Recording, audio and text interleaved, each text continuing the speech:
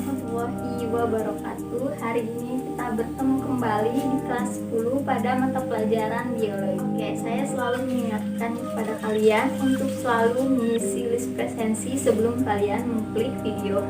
Dan yang paling terpenting adalah jangan pernah lupa berdoa. Oke, sebelum kita memulai pembelajaran, marilah kita berdoa. Berdoa mulai. Oke, tanpa basa-basi, silahkan kalian simak pengantar materi kita pada hari ini.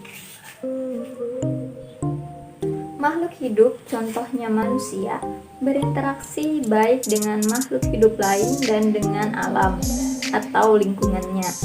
Makhluk hidup berinteraksi dengan baik sesama makhluk hidup, baik itu tumbuhan, hewan, bahkan makhluk hidup yang berukuran lebih kecil dan tidak dapat dilihat menggunakan mata telanjang atau menggunakan alat bantu penglihatan seperti mikroskop. Makhluk hidup yang berinteraksi dengan manusia, terutama makhluk hidup mikroorganisme, yang memungkinkan menimbulkan rasa takut, khawatir bagi kita karena beberapa dari mereka yang tak terlihat dapat menimbulkan penyakit, baik penyakit ringan bahkan sampai yang menimbulkan kematian. Beberapa bulan terakhir, kalian pasti sangat terbiasa mendengar kata virus. Tentu saja kalian akan sangat akrab dengan kata virus, terutama virus corona, yang merupakan satu faktor penyebab penyakit infeksi pada pernapasan manusia, yang membuat beberapa negara di dunia mengalami lumpuh total karena pandemi tersebut. Secara umum, kalian pasti sudah tahu bentuk dari virus corona.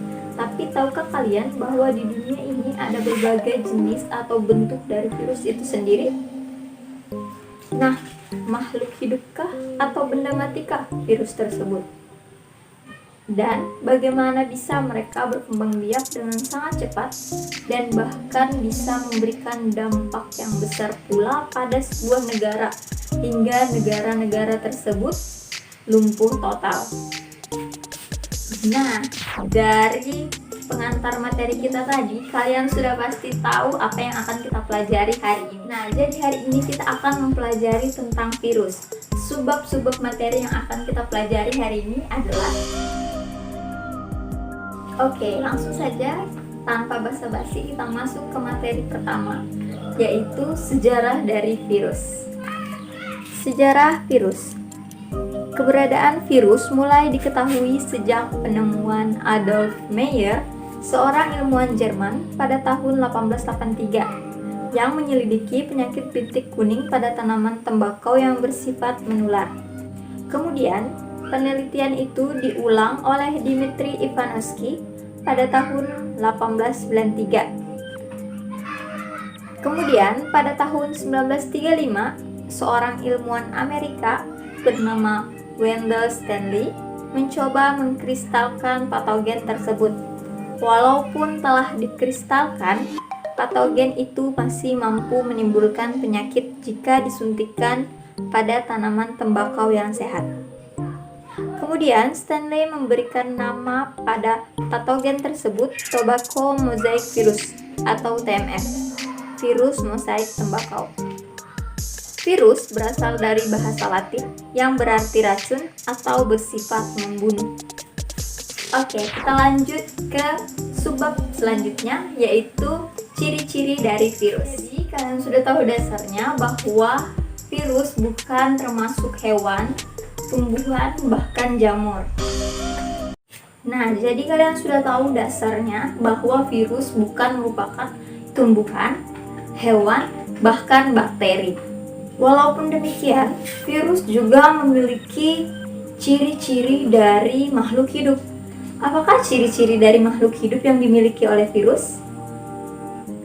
Nah, jadi ciri-ciri makhluk hidup yang dimiliki oleh virus adalah kemampuan berkembang biaknya yang sangat luar biasa. Tapi, walaupun dia memiliki ciri dari makhluk hidup, dia tetap bukanlah makhluk hidup. Kemudian, virus juga memiliki ciri dari benda mati, yaitu dapat dikristalkan. Lalu, pertanyaan dari saya, virus itu termasuk makhluk hidupkah atau benda matikah? Jadi, virus merupakan makhluk hidup peralihan antara hidup dan benda mati. Mengapa dikatakan demikian? Karena virus memiliki ciri-ciri dari makhluk hidup tadi dan dia juga memiliki ciri-ciri dari benda mati. Makanya dia digolongkan sebagai makhluk hidup peralihan. Nah, kemudian kita masuk ke bentuk dari virus. Oke, bagaimana sih bentuk dari virus? Nah, kalian pasti pernah melihat bentuk dari virus corona yang sering ditayangkan di TV ataupun di berita-berita di internet. Nah, bentuk dari virus itu bulat. Yang paling umum, bulat. Tahukah kalian ada bentuk lain dari virus? Nah, itu tadi sedikit pemaparan dari ciri-ciri virus. Silahkan perhatikan gambar berikut untuk mengetahui lebih jelas ciri-ciri dari virus. Ciri-ciri umum dari virus. Virus bersifat aseluler. Virus berukuran antara 10-400 nm. Virus hanya memiliki satu asam nukleat RNA atau DNA. Bentuk dari virus bervariasi, ada yang berbentuk oval, silinder, polihedral, dan kompleks. Kemudian, tubuh virus tersusun atas asam nukleat yang diselubungi protein. Kemudian, berikut struktur virus yang berbentuk kompleks.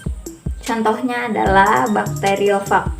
Bakteriofag adalah jenis virus yang memakan bakteri. Struktur tubuhnya terdiri atas kepala, ekor, dan kaki serabut. Silahkan perhatikan gambar. Nah, dalam keadaan tertentu, virus itu memiliki nama. Apa sajakah nama dari virus itu? Silahkan simak pemaparan berikut. Yang pertama ada virion. Dalam bentuk tidak aktif, sebuah partikel virus itu disebut virion. Kemudian, prion. Prion disusun oleh beberapa bahan utama yang berupa gabungan atau integrasi antara molekul virus, asam nukleat, dan protein. Yang ketiga ada viroid, yang merupakan pembawa penyakit patogen yang hanya mengandung asam nukleat RNA dan tidak mempunyai selubung protein. Nah, sebagian ahli mengelompokkan virus berdasarkan jenis penyusun asam nukleatnya. Dan klasifikasi dari virus telah dirintis sejak tahun 1966 oleh secara garis besar sesuai dengan penyusun dari virus, yaitu asam nukleat yang dimilikinya, virus dikelompokkan menjadi dua, yaitu virus RNA dan virus DNA. Berikut pembagian kelompok dari virus RNA dan virus DNA. Nah, dari penyampaian ciri-ciri dari virus, adakah yang ingin kalian tanyakan? Sebelum kita lanjut ke submateri berikutnya.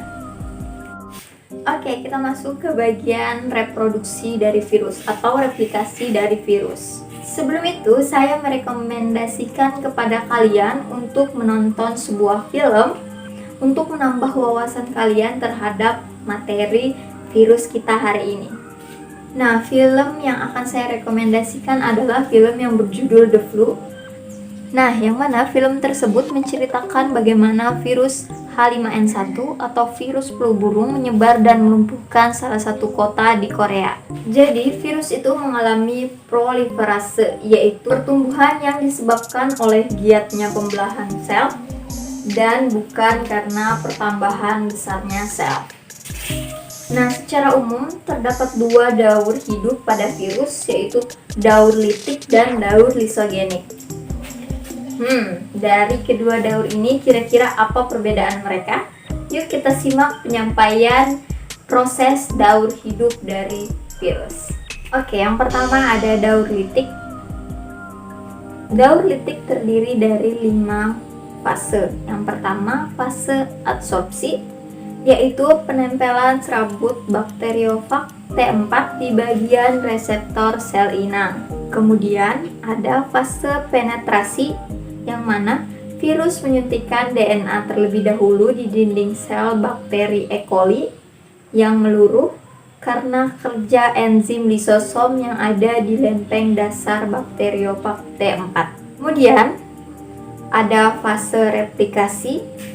DNA bakteriofag T4 mengarahkan bakteri E. coli untuk mengkode enzim hidrolitik guna menghancurkan DNA bakteri itu sendiri dan memperbanyak protein DNA serta enzim bakteriofag T4 melalui proses transkripsi dan translasi.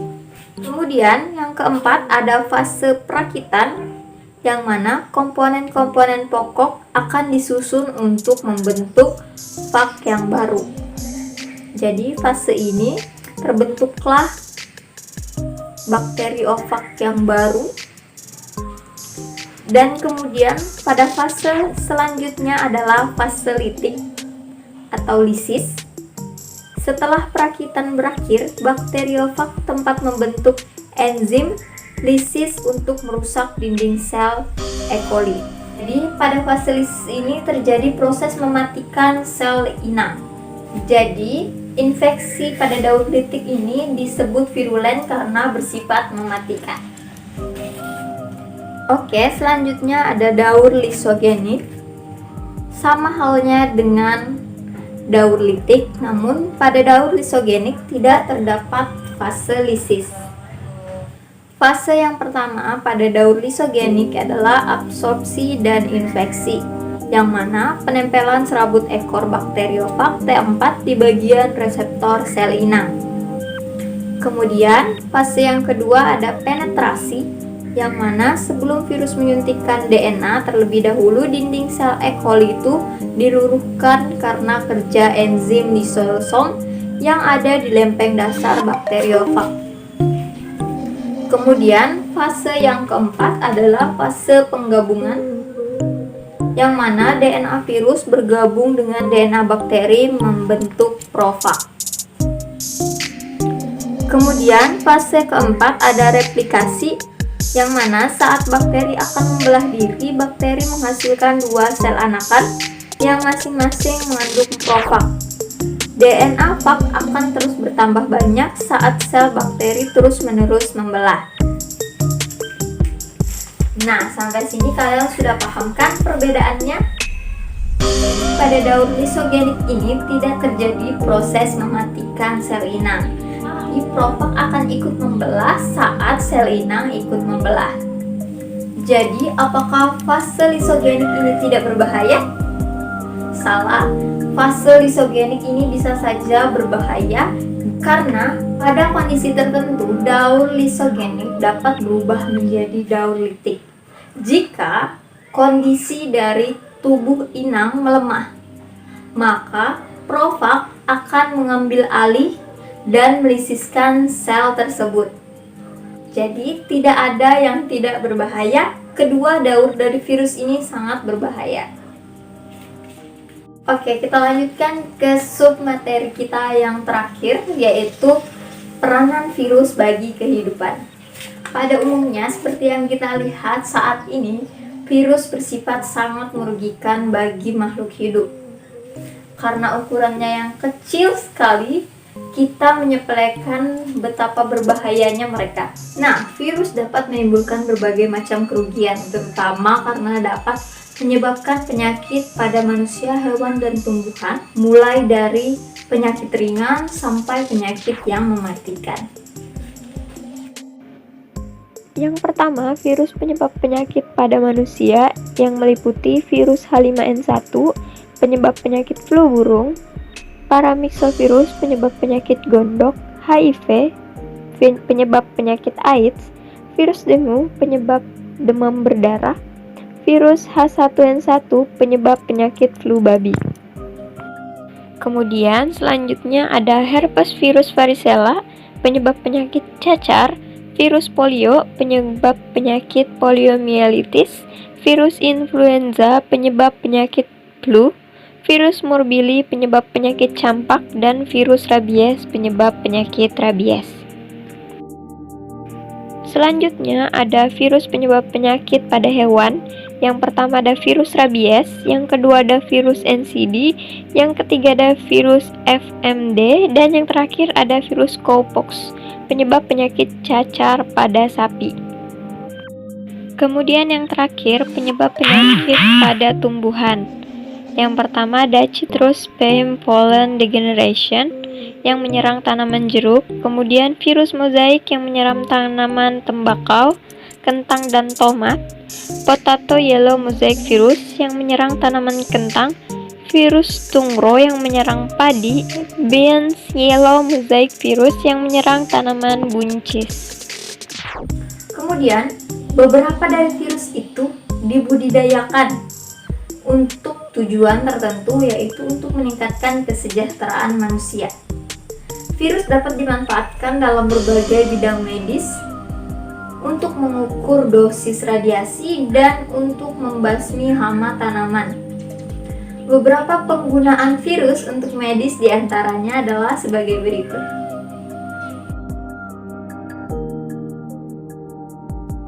Nah, dari penyampaian materi virus kita pada hari ini, adakah yang ingin kalian tanyakan? Nah, jika ada, silahkan tulis di kolom komentar forum diskusi belajar kita. Dan jangan lupa untuk mengerjakan tugas yang tersedia di forum belajar diskusi kita untuk melatih sejauh mana sih pemahaman kalian terhadap materi virus kita hari ini. Oke, saya akhiri pembelajaran kita hari ini. Semoga kalian selalu tetap semangat belajar walaupun hanya melalui via daring. Oke, selamat siang. Assalamualaikum warahmatullahi wabarakatuh.